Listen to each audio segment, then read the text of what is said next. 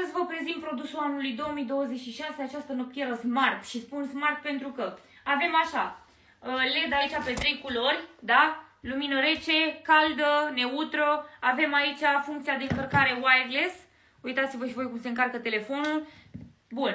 Trecem la următoarele chestii. Avem aici amprentă pentru sertar, să depozitezi tu aici ce știi tu că nu vrei să vadă nimeni, sau bani sau orice altceva. Avem aici boxe pe laterale, una, două. Și hai să vă arăt și cum se aude.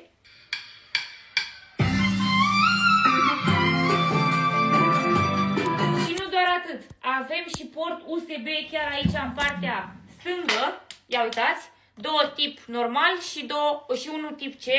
Și ce credeți? Este și foarte rezistentă. Ia uitați, eu mă sui pe ea și nu se întâmplă absolut nimic. Este o noptieră foarte, foarte rezistentă și foarte calitativă. După cum puteți observa, până și sertarele au un fel de soft close. Ia uitați.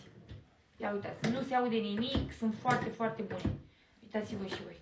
Nu se aude ca toate cartoanele din alte magazine. Bun, intră și tu chiar acum pe anemac.ro pentru că este super ofertă la noptiera noastră.